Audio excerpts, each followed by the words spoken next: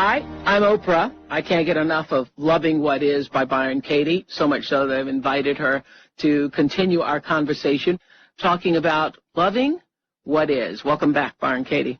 One of the things you talk about in the book is the three businesses: your business, everybody else's business, and God's business.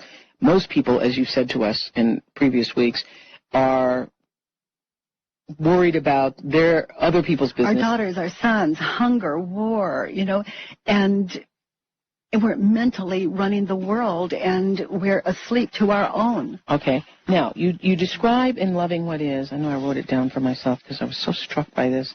Now, where are my notes? When you were talking about your own daughter who was an addict, by her own words. Can you tell us about that? When you were waiting up for your daughter? Well, my amazing daughter was full of resentment. I was so full of self-hatred, and I took it out on my children, and it was not an easy life for them, living with a mother that was so bitter.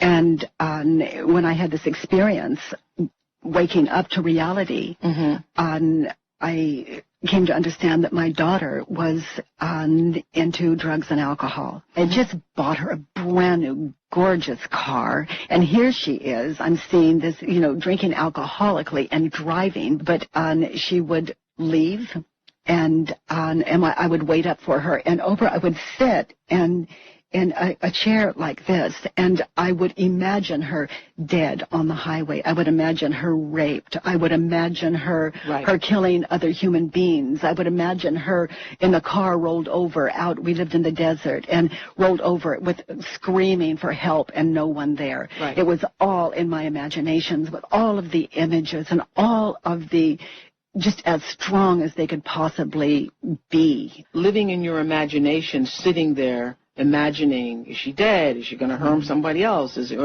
That's when you were suffering. So in your imagination. No, I never suffered. You didn't suffer? I was sitting there waiting to see what was true, the difference between reality and fantasy. Okay. Until human beings get the difference between reality and sanity, there's not going to be any peace. Now, what you say in Loving What is that all the things you've just shared with her, I'm her mother, I bought her the car, I'm responsible, I should take her car from her. She'll drive while she's drunk. She'll kill somebody. She'll crash into another car. As the thoughts appeared, and each one would be met with wordless, thoughtless inquiry. Yes. An inquiry, instantly, inquiry meaning the four questions. Yes. Is it true? Brought me back to reality. Here is what was true. Woman sitting in chair, waiting for her beloved daughter. Yes. That's the only thing that was real. That's all that was real. And so for you who are listening, if you can separate from your thoughts, be the awareness of your thoughts. Or say what is true and what is not. What is true and what is not. Yeah. Well, how do we, if we are, for most people, as I said at the beginning of this, is that most people are searching for ways to, be in other people's business. And their biggest concerns are what other people are doing to them. How do you get away from, and I've had this issue that I'll share with you. For me, and lots of people I think have this issue, when you're the person in your family who makes the most money or the person who's been the most successful, people have a tendency to look at you as a bank. All right? I call it honest yeses and honest nos. All right. So if someone said, it's like if I'm Oprah, for example, hypothetically, what would those people, what do those people say? So just be all of them rolled into one, and let's have a conversation. Okay. All right. So I want to borrow some money from you. Thank you for asking, and no. Oh, well, then that ended it. Well, that's it. That's not generally the way it goes. Let's have that conversation. Okay. I can't believe with all that you have, and you're helping other people all the time, that you won't give me $100,000. I know. It just sounds nuts, doesn't it? But it feels right to me. Well, all I'm asking for is $100,000, and you have it. You have it. That's true. I do. I do. And I want some of it. I know. I know. Okay, never mind. End of conversation. Oh, my gosh. See, it goes back to defense is the first act of war. Okay. It's because I'm defending it. Yeah, it's like you don't have the right. You shoulds and you shoulds and you shoulds and can't you believe and haven't I done enough? And that is war, and it belongs on paper. It to question it, then it just leaves love. But all I was experiencing is they have a problem. I don't. I mean, that's really I have done what kind. I thought was the kind thing. Yeah. And that should be enough. Well, it is enough. But if you continue to say yes, you train them to come back. Yes, absolutely. And it's like, why do they do it? Well, you continue to say yes. And then guilt because you're not living out of your heart. Mm-hmm.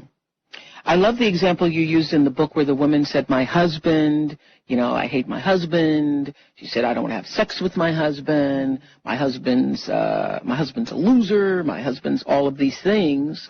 And in the beginning, when you first started asking her, she said, yeah, he is a loser. Yeah, in her opinion. And then the mind gives her all of the proof, all of the images, compares him with other men, etc., and she turns her off. That's no kind of sex life. Right. But if she questions it and turns it around, and then to see what is as true or truer, not to change a person's mind, that's not what the work is about, but to realize what is as true or truer, to enlighten the mind. Okay, she says even his breathing makes me ill. I want to leave him because of his breathing. I hate his breathing. Well, in some cases, when somebody says, my husband's a loser or they're taking advantage of me, this person doesn't respect me or doesn't value me, sometimes that is true. Well, if I thought another person should value me, then I've got a problem. People can't value me if they don't. Can you value someone when you don't? It's not possible. No. So we question what we're believing about that person. I can't say that there are people that are in my family. I feel that there are people in my family who don't respect me. Okay, is that true? Yeah, that is true. Okay. So how do you react when you believe the thought, people in my family do not respect me? It makes me angry. It makes me resent them. It makes me not want to talk to them. It makes me want to push back. It makes me not feel loving. It makes me want to avoid them. It makes me all of those things. Yes, and who would you be without the thought, my family doesn't respect me? I mean, imagine yourself with them. Imagine yourself. But I know.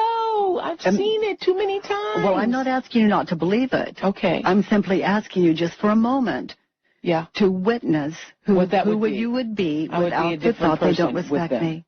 Okay. I would be different. Yes, and they would be entitled to their own opinion. They could respect they have a right to not respect or to respect people, and you would be aware of that. Who would you be without the thought they don't respect me? And so let's turn it around. They don't respect me. Yes. What's the opposite? I don't respect them. Yes. Look how you're not respecting them. How so? Well, if they don't respect you, you're not respecting it. How respectful is that? Huh? Like if you don't respect me, and I don't respect that, if I don't respect that you don't respect me, then I'm not respecting you. Okay, I got it. Epiphany, I got that. So if you don't respect me, if you're going to take advantage of me, and no one can take advantage of me. No one can. That's not possible. Okay. I mean, when they came to you for money, who said yes? And who did you disrespect? Let's see, who did I disrespect? That would be you. Yeah, I disrespected myself? Yes. I disrespected myself by giving them the money? You didn't want to.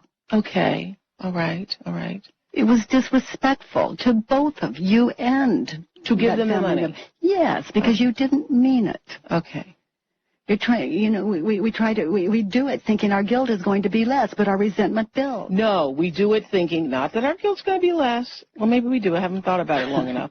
Maybe you do it thinking maybe this time this will be it. So whether it's $50 or $500, it doesn't matter. It's disrespectful for me to give money to people when it's not honest for you. When it's not honest for you. And to give them money to as though if I give them this, it'll be over. Yes. Because you're living a secret life, and that's painful. Yeah. I would say, I will give you this, and this is the last time I'm giving you money. And And see, I couldn't even say that because it may not be. But I say, I'm giving you this, and it is my hope that it is the last time you'll ask me for money again. And then the next time they come back, if I still feel not to give them the money, then I say, I care about you. And no. And no. See, no has two parts. We tell them the truth and then the no. It's like, I care about you. I see that you may be in trouble. I really hear that you need it. And I have to tell you, no. Well, this is what's great about the inquiry, because hearing you talk this way, because in reading it, I was thinking, well, gosh, you're just going to walk around in peace with yourself all the time, saying yes to everybody all the time. And what good is integrity if it doesn't bring clarity? And clarity, the truth is, oh my goodness, it's the truth that sets us free. Yeah.